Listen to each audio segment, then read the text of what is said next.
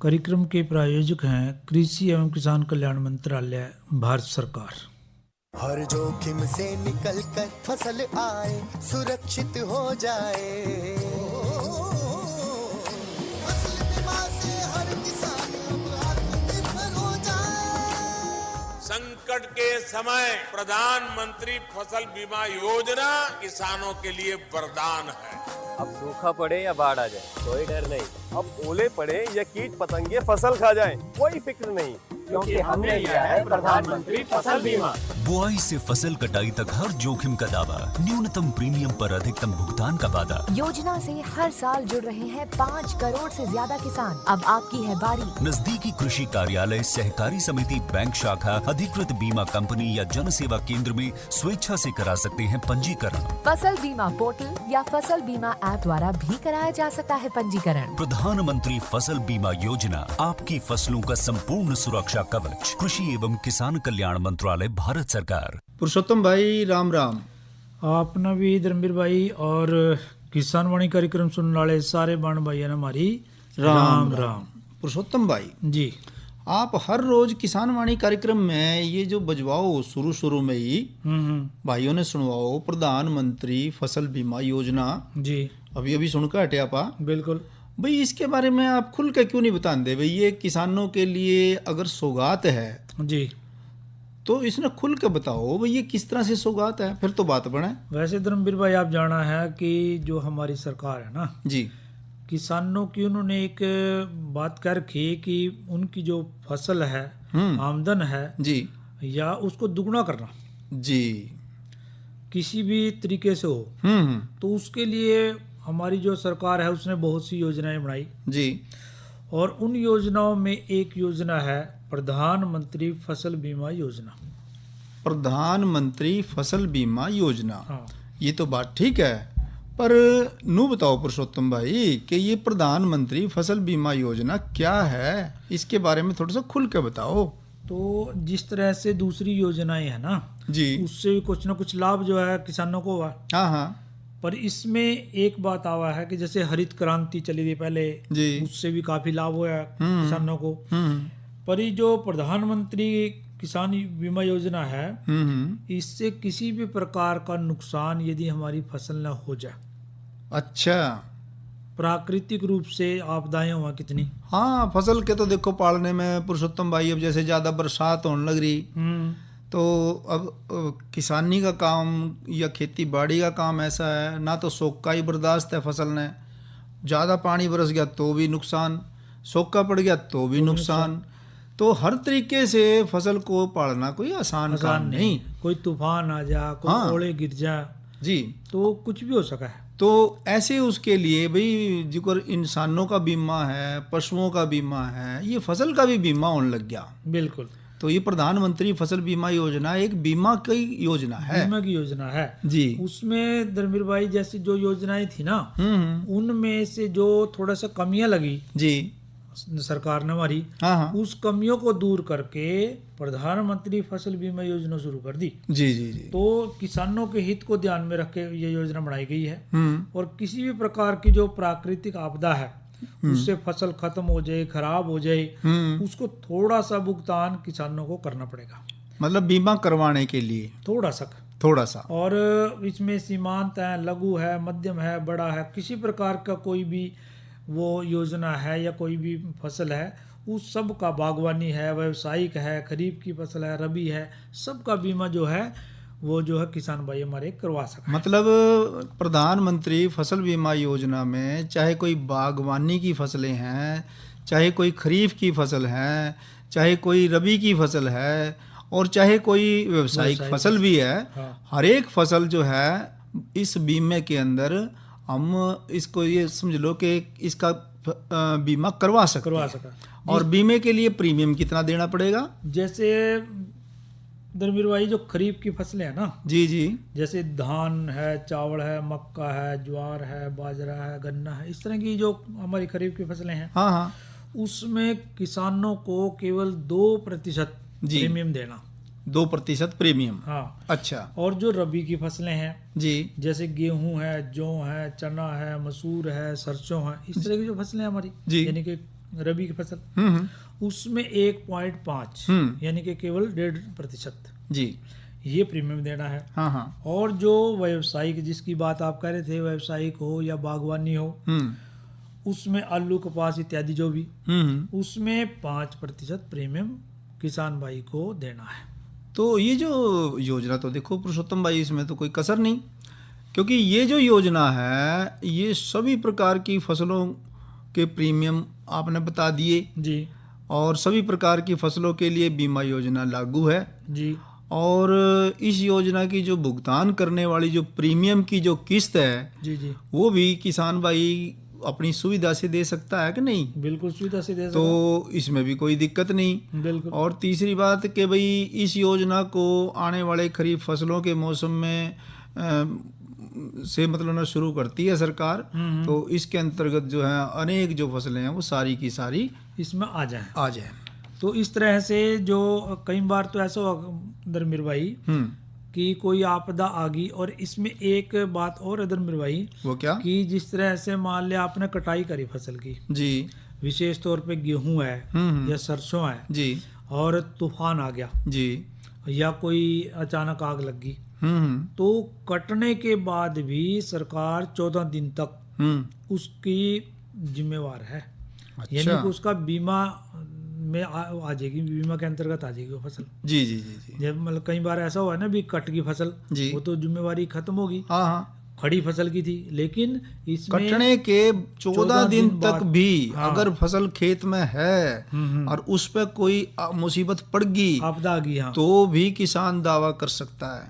बिल्कुल। और जैसे एक और बात तो जी, जब आप ये बात बताने लगे तो न बताओ, जैसे ओला पड़ गया या जल भर गया या कोई माटी मुट्टी का जैसे भाई कटाव हो गया यानी और कि इस जमीन तरीके की धस गई। जमीन धस गई और इस तरीके से कोई फसल में दिक्कत आ गई, मुसीबत आ गई, तो ऐसी उसमें किस तरीके से फिर कुछ मिला है कि नहीं मिलता मिलेगा किसान को? इसमें भी थोड़ा सर्वे करवाना पड़ेगा अच्छा भाई को जी। और सर्वे करवाने के बाद वो सर्वे की रिपोर्ट के आधार पे मिल जाएगा। और यदि कोई ऐसी आपदा आ गई तो जो किसान भाई है वो उसको सूचना दे दे। अच्छा, दूसरे एक और बताओ जी। देखो सवाल तो उठेंगे। अब जैसे आदमी है जी, कुदरत के, तो चलो कुदरत तो मुसीबत करे तो करे, आदमी भी कई बार दिक्कत कर दे, आग लग जाए, चोरी हो जाए, कोई सेंध लगा ले, वो बात धर्मवीर भाई इसमें नहीं जुड़ती। अच्छा, क्योंकि वो तो जानबूझ के बात हुई है ना। वो तो फिर जानबूझ के होगी। हाँ, वो मतलब ये प्राकृतिक आपदा के लिए है। आपदा के लिए है वो। ठीक ठीक। वो तो जैसे किसी ने चोरी करी, वो आपदा नहीं है। ठीक। प्राकृतिक जितनी आपदाएं हैं जी। उनके वास्ते ये प्रधानमंत्री फसल बीमा योजना है। तो ये किसानों के लिए बहुत ही फायदेमंद है। और जो जितनी पिछली योजनाएं थी उसमें जो कमियां लगी थी सरकार को, उन कमियों को भी दुरुस्त करते हुए, दूर करते हुए किसानों वास्ते सरकार यह योजना लेके आई है। अच्छा, एक बात तो है पुरुषोत्तम भाई जी भाई, जैसे सूखा पड़ जाता था और फसल जो है मतलब ओवे नहीं थी, बिल्कुल, और मन करे किसान भाई ने ठा रखा हो पैसा, तो वो फिर मतलब अभी भरपाई नहीं हुआ थी, मतलब खर्चा पूरा नहीं हुआ था, बिल्कुल, और या फिर बाढ़ की वजह से फसल खराब होगी और भाई पैसा पहले ही ठा रखा हो फसल का, बिल्कुल, तो बड़ी भारी सारे दिक्कत में थे किसान भाई। और बहुत बार तो ऐसा भी हो जाता किसान भाई को मतलब मजबूरन आत्महत्या तक के लिए विवश हो जाना पड़ा था। पर ये जो स्कीम आई है जी, इस स्कीम में सूखे से चाहे फसल खराब हो जाओ, चाहे बाढ़ से फसल खराब हो जाओ, पर किसान भाई को डरने की जरूरत ही नहीं है। वो मानसिक रूप से भी स्वस्थ रहेगा किसान। हाँ, मतलब उसके दिमाग में एक जो भय था, एक जो डर था या बोझ था, वो बोझ नहीं रहेगा। वो बोझ नहीं है, वो तो उसकी जो फसल है वो बीमित रहेगी, तो वो मतलब बचा रहेगा। हाँ। कि भाई मेरी फसल का तो बीमा पहले हो रहा है भाई, अगर जो कुदरती तौर पे कोई नुकसान भी हो गया तो भाई सरकार मेरी इसको पूर्ति करेगी, या जो बीमा कंपनी है जिसने बीमा कराया है वो उसको बीमित जितनी भी फसल है वो नुकसान में नहीं है, वो मतलब ना भाई नुकसान हो गया तो वो सारा पूरा हो जाएगा। और यह जो फसल बीमा योजना है ना, एक राष्ट्र एक योजना, एक राष्ट्र एक योजना इस विषय पर आधारित है। हाँ, मतलब पूरे के पूरे अपने भारतवर्ष में ये योजना लागू है, इसका मतलब। हाँ। और किसी भी राज्य में चले जाओ, बिल्कुल हर राज्य में ये जो स्कीम है, ये जो योजना है, ये पूर्ण रूप से फायदेमंद स्कीम है। मान करके पूरे देश में लागू हो रही है। हाँ, तो किसान भाई जैसे ही फसल बोओ धर्मवीर भाई, और अपनी फसल का जो है बीमा करवा लें। अच्छा, अब एक बात सच सच आप बताओ, जी आपने करा रखा बीमा? बिल्कुल करवा क्या, अपनी सारी फसलों को करा रखा? फसलें सारे का करवा लें। तो भाई आगे तो हम भी कराएंगे। बिल्कुल सर। और किसान भाइयों ने आप क्या सलाह दोगे? भाई हम तो सलाह देंगे कि कोई फसल जो इसके अंतर्गत आवा उसने किसी ना छोड़ो आप, हाँ क्योंकि उसमें तो देने कुछ नहीं, किस्त छोटी मोटी थोड़ी मोटी किस्त देनी है, बिल्कुल। और पूरे के पूरे साल हमने निश्चिंत होकर रहना। जी जी जी जी। हाँ, और जिस तरह का कहीं- जीवन बीमा करावा है, बिल्कुल, कोई और- मरने खातर थोड़ी करावा है, पर ये है कि भी अपनी सुरक्षा है। और धर्मवीर भाई जो प्राकृतिक आपदा है ना, जी, जी। उसका तो किसी ने नहीं पता। प्राकृतिक मुसीबत का तो कद क्या हो जाए कुछ नहीं पता लगता। अब पहले तो जो 4 दिन पहले हम सोच रहे थे भी बरसात नहीं हुई, लेकिन अब इतनी बरसात हुई कि उसको संभालना मुश्किल हो रहा है। और संभालना मुश्किल हो रहा, और बागों में तो हरियाली छारी पूरी बिल्कुल जड़ा है, देखे सड़क के दोनों का नहीं तो देखो हरियाली है ही है, और खेतों का नहीं जावा तो जोड़ों पे चलना मुश्किल होगा, घास चढ़ गई पूरी। तो धर्मवीर भाई ये खेतों में हरियाली है, बागों में हरियाली है, और दिलों में भी हरियाली आ हरियाली गई। है। क्यों? आखिर मौसम बहुत खुशनुमा हो रहा, ये महीना मेरे ख्याल सामने का सावन लग का है। गया। तो ऐसे में धर्मवीर भाई कोई इस तरह का ही गीत भी सुनवा दो तो सुनने में सुहाग हो जा। बिल्कुल बिल्कुल, किसान भाई भी सुनो यार, आप भी सुनो। बिल्कुल सुनवाओ फिर।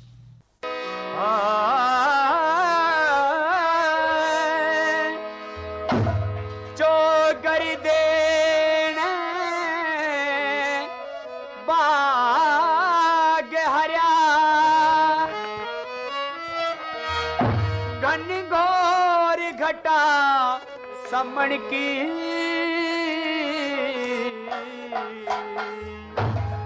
छोरी गावे गीत सुरीले झूल घली कमने की रे छोगर देने बाग हरिया घन घोर घटा समण की छोरी गावे गीत सुरीले झूल घली कमण की।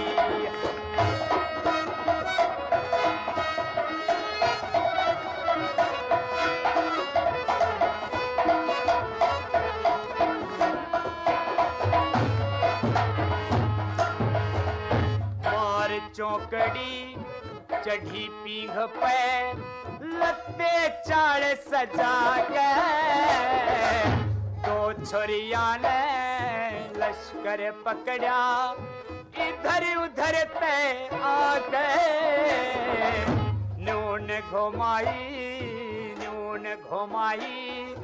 मारी शिखर चढ़ा के ससू जी का नाक तोड़े लाई लंबा हाथ लपा के ससू जी का नाक तोड़े लाई लंबा हाथ लपा के जुटा फिर गया खिली बत्ती सी और कहे झूल थमण की छोरी गावे गीत सुरीले झूल घली कमण की।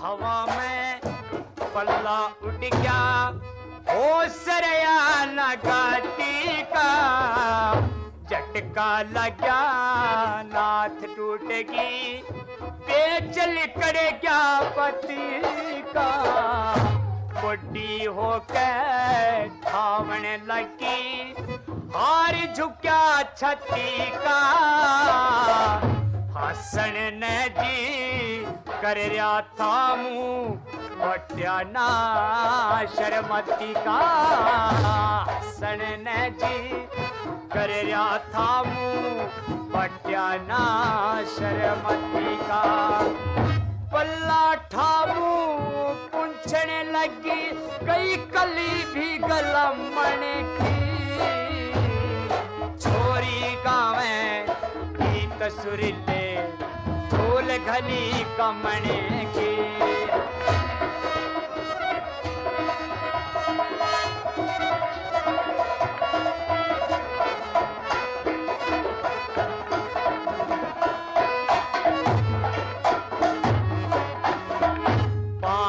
के माँ बोट विलायती कड़े तोड़िए भारी चंपा कली ओए बेल झालरा बिंदी तक भी लारी हरे रंग का कमीज पहरी काली पीली धारी 52 गज का घूम घाघरा कल चमके न्यारी न्यारी रे 52 गज का घूम घाघरा कल चमके न्यारी न्यारी रे दर्जी के ने छांट करी उस दर्जी के ने छांट करी मेरी मगजी और लम्बन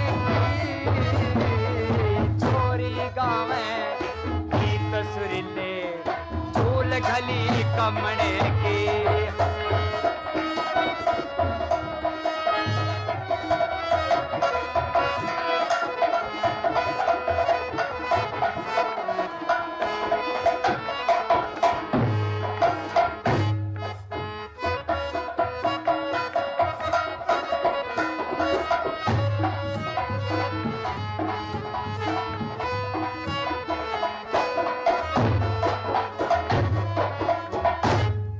आवे है सामण का महीना जब आवे सामण का महीना गोरी रंग ने छटे किसे की गोरी किसे की छोरी सबके सटे सटे 30 साल पे नीचे नीचे खुरिया धरती कटे किसे की कोथड़ी किसे का संधारा भरे भरे बुगटे बंटे रे किसे की कोथड़ी किसे का संधारा भरे भरे बुगटे बंटे और बेरा ना कदे तीज मने उस लक्ष्मी चंद बम्बने की छोरी गावे गीत सुरीले ढोल घली कमण के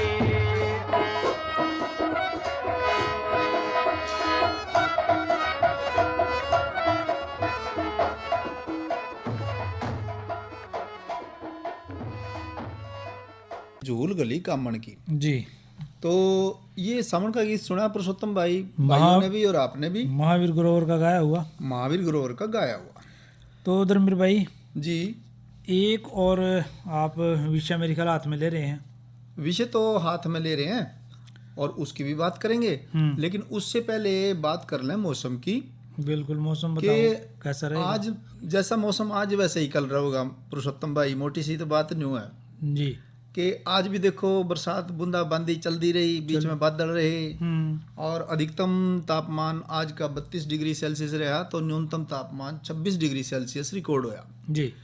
इसी तरह कल के बाद जो मौसम की बात करें तो कल के मौसम में अधिकतम तापमान थोड़ा सा घट के 29 डिग्री सेल्सियस रहेगा अधिकतम तापमान तो जी और न्यूनतम तापमान 26 डिग्री सेल्सियस रहने की संभावना है जी। तो वहीं कहीं कहीं गरज के साथ छिट्टे पड़ने की भी पूरी संभावना बनी हुई है। और कल के अगर हम बात करें कार्यक्रम की जी तो कल इतवार है पुरुषोत्तम भाई, आपने पता है जी। और इतवार के दिन तो कुछ हम किसान वाणी कार्यक्रम की जगह कुछ और ही लेके आए करें, थारी चिट्ठी मारे गीत। तो भाई अपने फरमाइशी जो गीत हैं वो सुनेंगे कल बिल्कुल। और परसों दिन सोमवार को किसान वाणी कार्यक्रम में जो हम जानकारी लेकर हाजिर होंगे वो होगी पूरे महीने में, अगस्त के महीने में इस माह के कृषि कार्य शीर्षक के तहत हम भाइयों को जानकारी देंगे कि अगस्त के महीने में हम क्या क्या कृषि की, पशुपालन में, उद्यान में, सब्जियों में वो खुल के हम सारी बातें करेंगे। क्योंकि पहला दिन है अगस्त का जी तो उसमें रूपरेखा एक तरह से सारे कार्यक्रमों की हम देवा है। बिल्कुल जी। कोरोना वायरस के खतरे से बचते हुए फसल की कटाई, बिक्री, खरीद, नई फसल की जुताई और बुआई सुरक्षित हो सकती है अगर हम लगातार हाथों को साबुन और साफ पानी से नियमित अंतराल पर धोते रहें। नाक, मुंह को मास्क, गमछे या कपड़े से ढक कर रखें। आंख, कान, नाक, मुंह न छुएं। आपस में 2 गज की दूरी बनाए रखें। मास्क और 2 गज की दूरी के मंत्र को अभी हमें छोड़ना नहीं है। फसलों की बुवाई एवं कटाई करते समय आपस में कम से कम 2 गज की दूरी बनाए रखें। फसल की कटाई करने के बाद छोटे छोटे ढेरों में इकट्ठा करें। कृषि के औजारों की समय समय पर सफाई करें। एक दूसरे के साथ औजारों की अदला बदली न करें। श्रमिकों के शौचालयों और हाथ धोने की जगह की ठीक से सफाई जरूरी है। बुआई, कटाई एवं मड़ाई के दौरान इस बात का ध्यान रखें कि इन स्थानों के आसपास कोई थूके नहीं।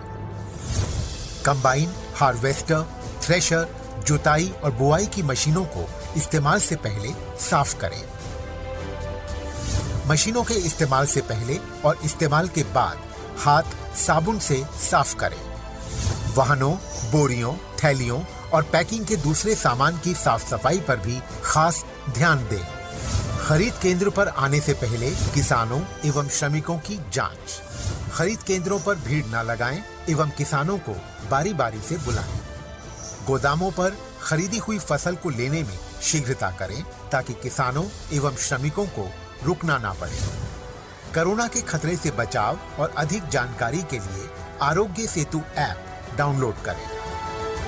देश में खाद्य सुरक्षा के ये सिपाही भोजन की निरंतर उपलब्धता को सुनिश्चित करते हैं। किसान स्वस्थ रहें तभी हम कोरोना वायरस से जीत पाएंगे, आगे बढ़ पाएंगे। किसान सबल, देश प्रबल। किसान सबल, देश प्रबल। जी। तो ये तो बात सही है। और धर्मवीर भाई जी, ये जो झोले में एक बोतल सी पा रहे आप, यह शहद की शीशी है, ये आप खातर ले आया था मैं। अच्छा, बरसात के मौसम में भी शायद ये शहद तो ऐसी चीज है पुरुषोत्तम भाई, साल भर भी खावे ना जी तो भी कोई नुकसान नहीं, फायदा ही फायदा है शहद का। हाँ। तो धर्मवीर भाई पर एक बात है, बरसात का जो मौसम चल रहा है ना, हाँ, इसमें मधुमक्खियां पाली किस तरह जावा है? पालना बड़ा मुश्किल है। इसमें जिन भाइयों ने मधुमक्खियां पाल रखी है ना, तो उन सब के लिए ही ये तो आपने बात उठा दी जी कि ये जो मौसम चल रहा है ना बरसात का, इसमें मधुमक्खियों की खास संभाल करने की जरूरत है पुरुषोत्तम भाई। किस तरह बोला? किस तरह भाई? एक तो देखो, जैसे बरसात की ऋतु है, इसको रोक तो सकते नहीं आपा जी। और जैसे मान लिया जहां बक्से रखे हैं, कहीं पेड़ के नीचे रखा होगा, कहीं फसल के दौरा रखा होगा, तो बरसात की जब तेज बौछार आवे ना, हाँ, या आंधी आवे जी, तो आंधी से और ये जो तेज बौछार आवेंगी बरसात की, उनसे हमने इन मधुमक्खियों के बक्सों को बचा के रखना है जी। और बचा के नू रखना कि कहीं मतलब मधुमक्खियों को नुकसान ना हो जाए, कहीं मधुमक्खियां मर ना जाए, कहीं मधुमक्खियों के जो छत्ते हैं उनमें ज़्यादा नमी ना बन जाए जी। और नमी बनेगी तो फिर वो अंदर जो सिस्टम है वो सारा खराब हो जाएगा जी। तो कोई ना कोई कीड़ा भी पैदा हो जाएगा, फिर कीड़ा भी पैदा हो जाएगा ज़्यादा नमी में, और जो शहद है, शहद में सड़ांध भी पैदा हो जाए। अच्छा, शहद भी सड़ सके, शहद भी खत्म हो सका ज़्यादा नमी की वजह से जी। तो दूसरी बात कि भाई बक्से जो हैं उनकी हमने नियमित रूप से सफाई रखनी चाहिए जी। और बरसात के समय 2 समस्याओं का पुरुषोत्तम भाई बहुत अंदेशा रहा है जी। एक तो मोमी कीड़े का, हाँ, कि भी मोमी कीड़ा ना प्रकोप कर दे, जैसे आप कह रहे थे नमी हो जाएगी भाई। हाँ। और दूसरा ये जो वातावरण में जो ज्यादा नमी है ना, ज्यादा नमी से फिर जो है वो शहद जो है ना वो सड़ैंध मारने लग जाए, खराब होने लग जाएगा जी। तो मोमी कीड़े का ये नुकसान है कि मोमी कीड़े से जो मधुमक्खी है उसका वंशों का नुकसान होता है, वे मर जाते हैं जी। तो मोमी कीड़े से मधुमक्खी के वंश को बचाने के लिए जो बक्से हैं जी। उनका जो प्रवेश द्वार है जी जी। मधुमक्खी के लिए निकलने बढ़ने का जो रास्ता हाँ हाँ। वो छोटा रखा है। अच्छा, छोटा रखा है हाँ। ताकि उसमें जिस तरह आप कह रहे थे बौछार न गिरा हाँ हाँ और आंधी से हवा न जावा ज्यादा। जी जी। जी। और बक्सों को ज्यादा वातानुकूलित रखने के लिए, वातानुकूलित का मतलब है अच्छी तरीके से आवे भी जावे भी जी। खुली, मतलब ना घुटन भी नहीं होनी चाहिए। तो उसके लिए भीतर लकड़ी के ढक्कन की जगह जाली का ढक्कन लगा लें। और जाली में से हवा भी क्रॉस होती रहेगी, जाती रहेगी। हाँ, और मधुमक्खी भी बची रहेगी और बक्सों में खुली हवा भी जाती रहेगी जी। और फिर क्या करें कि रोज तो देखो बादल नहीं होंगे जी। तो जिस दिन बादल ना हो, बिना बादलों वाले दिन प्रवेश द्वार को बड़ा भी कर सके। अच्छा जी जी।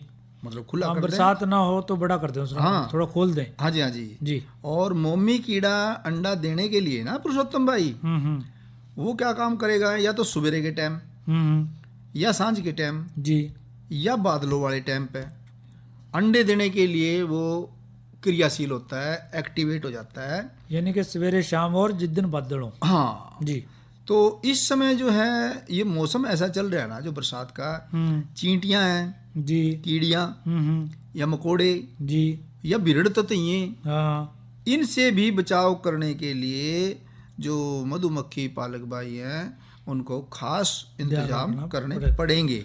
यानी कि धर्मवीर भाई यूं कह रहे हैं आप कि जो बक्से हैं ना उनकी रोज देखभाल करनी पड़ेगी। बिल्कुल।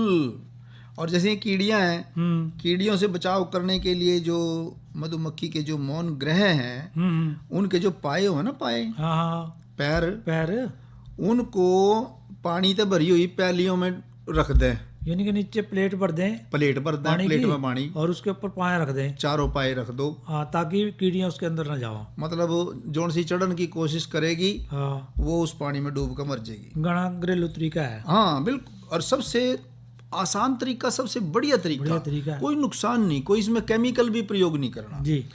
और पुरुषोत्तम भाई ये है कि जो बिरड़ हैं, बिरड़ों के तो छत्तों को जलाना पड़ेगा जी, उनको पतली लकड़ी के पट्टी से बांध के और उनको मार दें जी। तो यही मतलब बचाव है इसका। तो और जैसा कि बताया कि भाई बक्से में ज़्यादा जो है नमी नहीं रहने देनी जी, नहीं तो फिर जो ये जो रोज उसकी देखभाल करनी है, बरसात से तूफान से बचा के रखना है। बिल्कुल। और जो हवा उसमें अच्छी प्रकार से जानी चाहिए जी। पर धर्मवीर भाई ये कार्यक्रम का समय हो गया है, ले भाइयों से इजाजत। अच्छा भाइयों, राम राम। अरे अरे अरे क्या कर रहा है? इधर इधर इधर, हम बोल रहे हैं तेरे बीजू का। पुतला बोल रहा है? हाँ, पक्षियों से तो हम खेत को बचा लेते हैं, पर इन घातक रसायनों से कैसे बचाएं? मतलब? देख बेटा, तू जो ये अंधाधुंध रसायन मिलाता है ना, मिट्टी की सेहत बिगड़ने लगी है। और जब माटी ही कमजोर पड़ जाएगी तो उपज कैसे सेहतमंद होगी? अरे पहले ऐसा नहीं था, पूछना अपने बड़े बुजुर्गों से, कैसे फसल लहलहाती थी, शुद्धता झलकती थी। हाँ, माटी भी तंदुरुस्त और लोग भी। अरे पहली वाली बात कहाँ? पर अब तो सब यही डाले हैं। सब नहीं, आज भी लाखों जागरूक किसान परंपरागत विधि से फसल उगा रहे हैं। खर्चा कम और उपज की कीमत भी बेहतर पा रहे हैं। सच है? रे बेटे, एक्सपीरियंस से बता रहे हैं, धूप में बाल सफेद नहीं किए हैं। हाँ। ठीक है भाई, मैं भी आज से जैविक खेती शुरू करूंगा। माटी से प्रेम की परंपरा है, परंपरागत खेती। इस कार्यक्रम के प्रायोजक थे कृषि एवं किसान कल्याण मंत्रालय, भारत सरकार।